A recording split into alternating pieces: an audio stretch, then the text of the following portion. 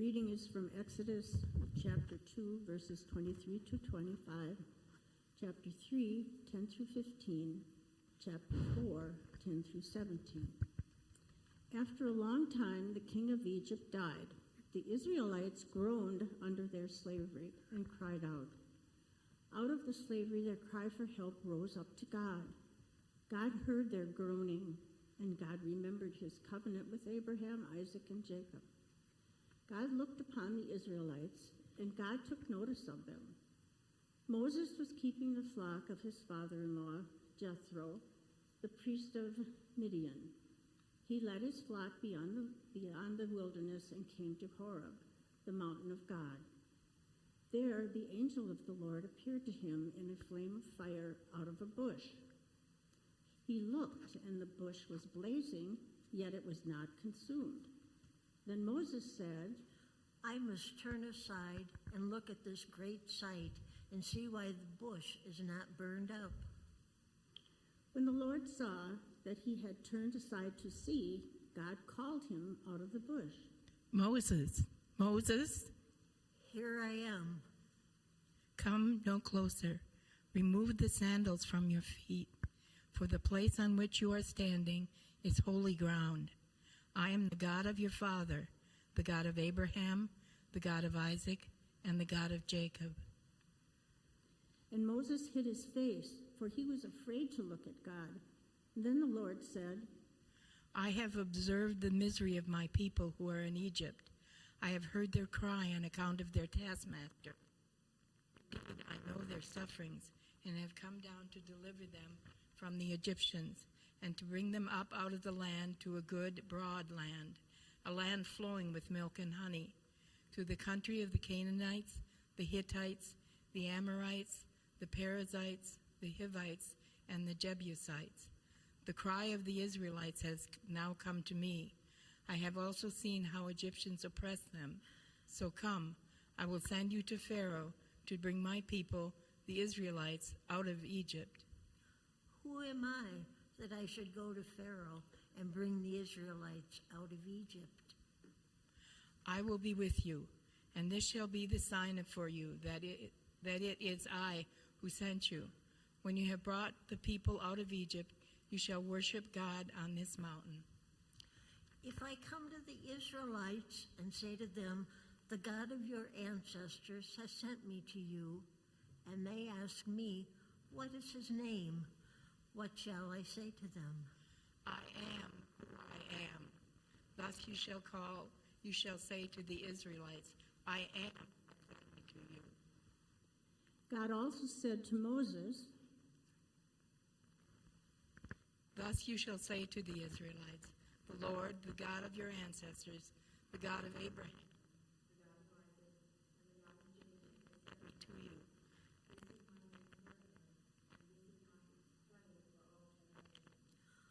O my Lord, I have never been eloquent, neither in the past, nor even now that you have spoken to your servant, but I am slow of speech and slow of tongue. Who gives speech to mortals? Who makes them mute or deaf, seeing or blind? Is it not I, the Lord? Now go, and I will be with your mouth and teach you what you are to speak. Oh, my Lord, please send someone else. Then the anger of the Lord was kindled against Moses, and he said, What of your brother Aaron, the Levite? I know that he can speak fluently. Even now he is coming out to meet you, and when he sees you, his heart will be glad. You shall speak to him and put the words in his mouth, and I will be with your mouth and with his mouth, and will teach you what you shall do. He indeed shall speak for you to the people. He shall serve as a mouth for you, and you shall serve as God for him. Take in your hand this staff with which you shall perform the signs. This is the end of our reading for today.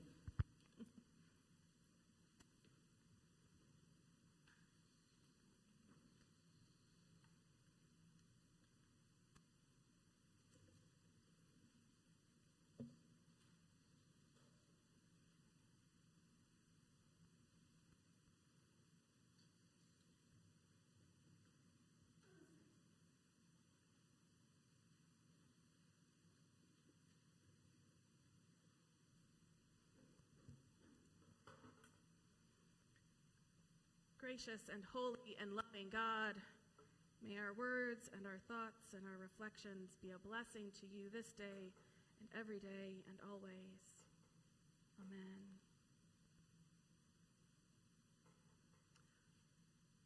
We took a big jump in our story, so I thought I would catch us up. When last we left, we didn't even talk about Abraham that much, honestly. Abraham and Sarah, at a very old age, they were given a promise of having a land, a lineage, of being a great nation. And at 90 years old, Abraham was like, this feels suspicious. And at 100 years old, and he's got this brand new son, Isaac. Isaac marries Rebecca. Things are fine. There's a very short story involved, and they have their own 2 sons. It's the reading we skipped last week when Joe was here from Family Promise. It is a story of the trickster, the conniving Jacob, who steals a blessing away from the older brother and becomes the one through whom the promises of God are going to be lived out. Jacob, though not really excited about it, ends up marrying a pair of sisters. He's in love with Rachel. He ends up with Leah. You can feel bad for Leah. They end up between them and their 2 slaves. The 4 women have, I think it ends up being 13 sons, 12 sons and 2 daughters, who become the names of the tribes of Israel as we go forward. Of those 12 sons is our famous Joseph of the amazing and technicolor dream coat, who is his father's favorite, as he was the firstborn of his favorite wife, Rachel, but not so favorite of his brothers, who sold him, sent him to Egypt, assumed that terrible things would happen to him. I mean, I guess. But Joseph did well in Egypt. He became the second in command to the king, and when a famine came over the land, his brothers and family all moved to Egypt because Joseph had set up a life for them that they could live well. Now, in Hebrew, the Hebrew word for Egypt is maybe pronounced like this, Mitzrayim, which roughly translates to the straits or the narrows, which refers to, and it's not as green as I would have liked. The new light bulbs don't fix all of the problems of having a projector, but speaks of the narrow strip of land, right next to the Nile, this one,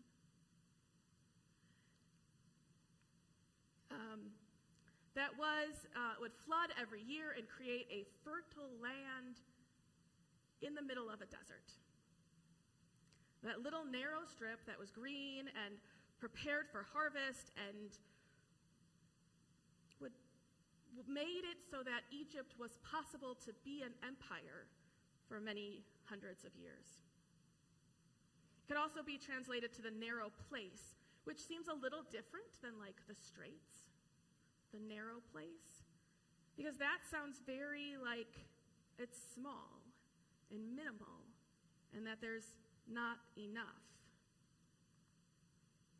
Which just brings us to the start of our story.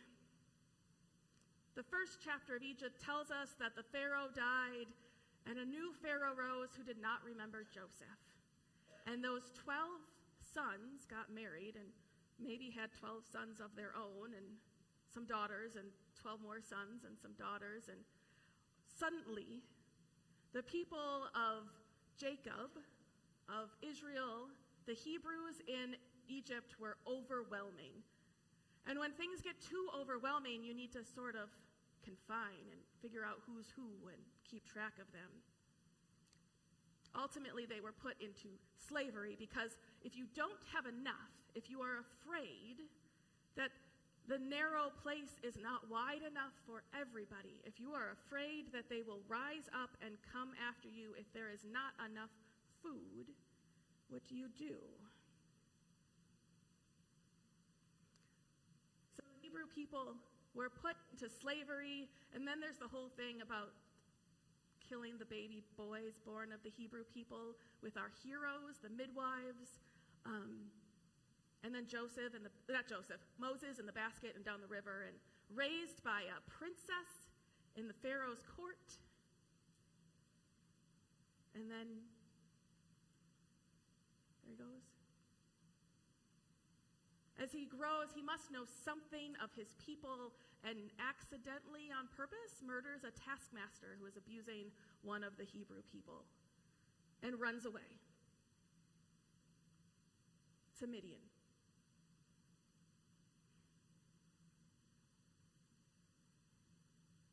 Now, we don't know what the Hebrew people knew about their God. It had been roughly 400 years from the time of Joseph to the time of Moses.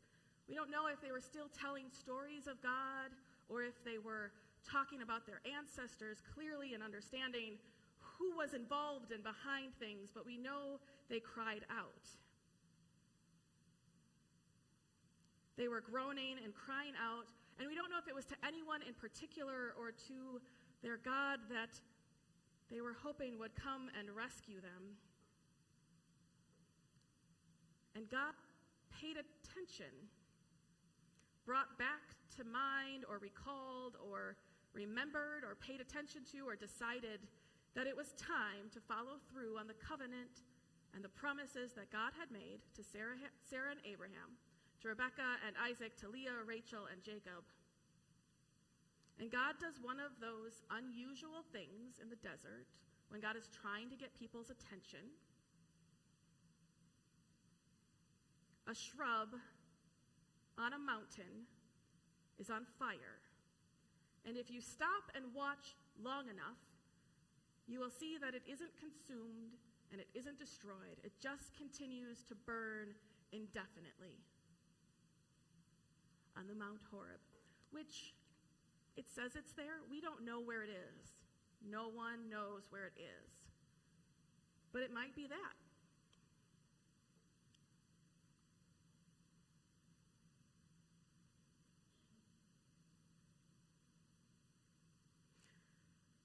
God reminds them, God repeats the promises that had been given to Sarah and Abraham, to Rebekah and Isaac, to Leah, Rachel, and Jacob.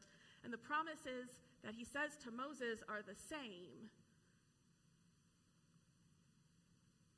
of liberation, of coming back. We read this story. And of going back to the land.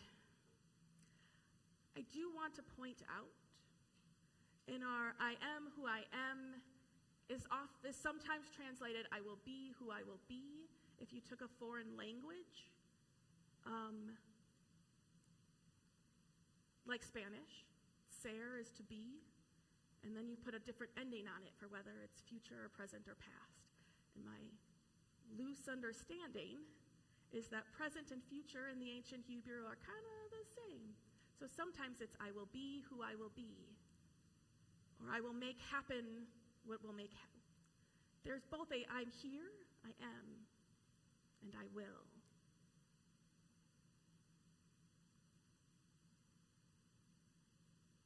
God reminds Moses that they will be a people, and a people need a place, and the place that God will take them to is the one that God had showed Abraham a long time ago. And depending on your translation, the one we had today was a broad place. It could be a vast place, a spacious place. It is one filling with milk and honey, which is now where we have pictures. Which doesn't mean that milk comes from a geyser in the ground, or that honey waterfalls off of wherever waterfalls come from. It's that it is a green space. It is a spacious green place that is good for animals, for grazing, and it is a place with fruit trees that bloom throughout the year and flowers for flavor or remedy or just beauty, that bees can swarm and make honey in this wide and spacious, vast and broad land, and that it would produce everything that was necessary for a good and abundant life. That is what God promised them hundreds and hundreds of years ago, and what God was going to bring them back to. Of course, this broad and wide and vast and spacious space stands in contrast to the very narrow space of Egypt, of the place of the rise and fall of only very seasonal growth, where it never felt like there was enough for everyone. Because when there isn't enough, it's hard. Perhaps when you were young, or you had young people in your life, and you were asked to divide something for you and your sibling, perhaps the last piece of cake, and both of you wanted a piece, and so you cut it into two pieces, and it might be slightly unfair and favorable for your half. Convinced that your sibling wouldn't notice that their piece is a third of the size of yours? And my understanding is the right way to do this is have one to cut the piece, and the other one gets to pick the first piece, in case you need some help as to how to help that. Because in this case, our pie or our cake is limited. Sure, you can go to Costco and get another very large cake, but that takes time, and when you're the child, you can't. Of course, it happens to adult siblings too. How many families have been torn apart or at least disrupted when going through a parent's belongings, when settling the states of the death of a parent? There's only one wedding band, only one house, or whatever it is, that special thing that brings memories to everyone, that everyone wants to take home and remember.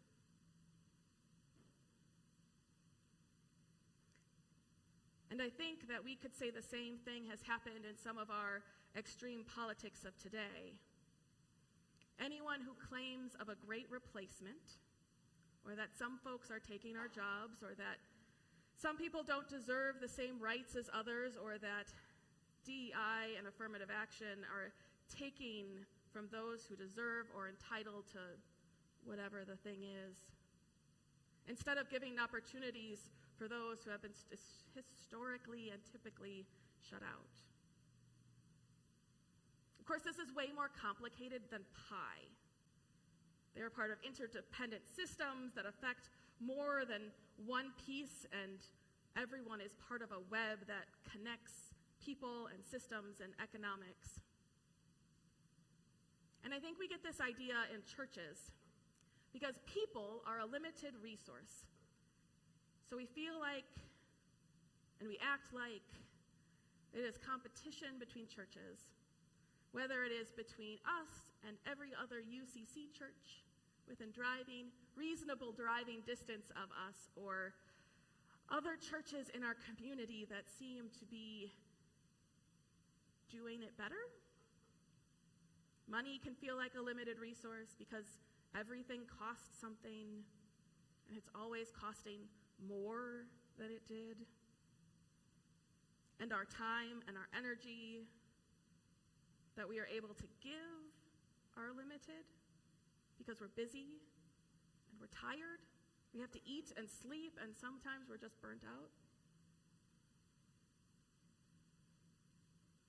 So it's easy to fall into the idea that this church, this country, our communities, that our very lives, and to think of them as the narrow place of a vast desert with a narrow strip of growth from which everyone is trying to survive from.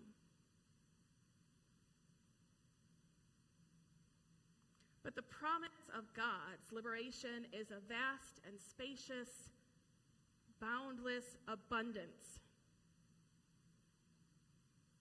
God names all those groups of people the Canaanites, I don't even remember all of them, the Jebusites, the Hittites. He names all of these people, these probably nomadic groups of people that had settled in the land sometime after Abraham was first given the promise. And if we don't know the rest of the story, if we were just reading what was before us, it doesn't say that they will go in and conquer them, that they will battle them, that they will wipe them from the face of the earth. It says that they are there. These people are in the land, and it is a spacious and abundant land, that there is enough, and that maybe we can all do this together.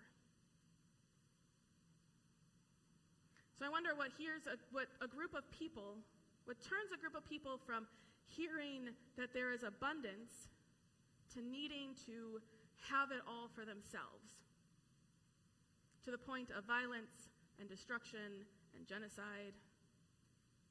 They lost the image of abundance. They lost the image of abundant hope. They lost the abundance of creativity. They lost the abundance of community. They were still in the mentality of Egypt, in the narrow space, in the limited place, in the idea where there isn't enough. Because sometimes things are limited. Because sometimes we, like the Egyptians, like those who entered into a land of abundance and acted like it wasn't enough, sometimes we live in a way that isn't enough. We live in scarcity and narrowness, focused in all we don't have or we don't have enough of, on the limitations, on what's missing in abundance. Our perspective or theology or philosophy of scarcity, of not enough, of narrowness, can easily become our whole focus. It can become the only way we look at the world, the only way we see the world. Because I think if we focus on what we don't have, on how there isn't enough, it's hard to see any place where there might be abundance. Because there is abundance, and there is spaciousness.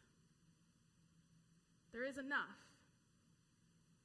There is an abundance of hope and love.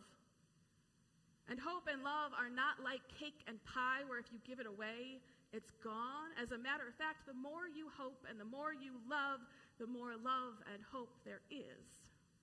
It grows. There's an abundance of creativity and creation. There are ideas and options and beauty. There are endless ways to be in the world, to show and give love and grace. And grace is always abundant too.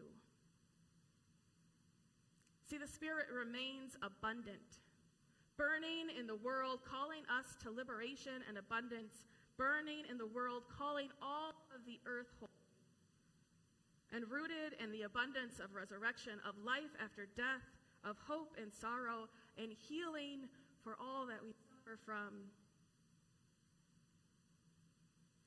Living in the midst of the narrows and the limits, and it takes us to fear. I was going to go back here. Takes us to fear, to pointing fingers, to scapegoating, to violence against each other, causes factions and wars. It names some people enemies and adversaries, and it makes it easy to hate them and wish badness upon them. But living in the vast space suggests that there might be another option, that there might be a third way, and the third way that isn't the well-worn path, the two well-worn paths marked by our politics, our politicians who tell us these are the only way. Living in the expansive space helps us to see the love of God, the love that reaches farther and beyond what any of us could imagine, to be inclusive even to them, whoever them might be to you, and that you are invited to see God's face in each and every person and to be a good neighbor to all. Living in the broad space is to learn with every day. The way things are today does not limit what tomorrow looks like. That there is more on this earth that is yet to be revealed, that there is more, that the God who was with the matriarchs and the patriarchs and who was present with Moses, who is and will always be, is not contained by our expectations or our definitions, that the God in the burning Spirit and the resurrected Christ is endlessly creative, renewing, changing our well-laid plans, and leading us to imagine bigger and broader and wider and more abundance. And that God, the God who was and is to come, the God of the fiery shrubbery and the God of the resurrection, is calling us to be part of this world of abundance, calling us to that which we would never know or imagine or consider on our own. Those things that maybe we wouldn't do, and we would ask God to find another person. Calling us to love and grace, forgiveness and hope, and all of that abundantly. This world, this earth, is holy ground, waiting for us to see the signs of God calling us to be participants, to be God's hands and feet in the work of liberation of God's people.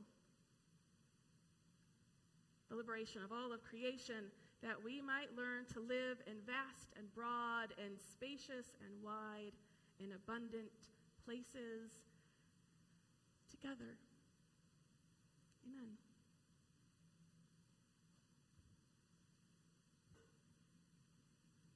Amen.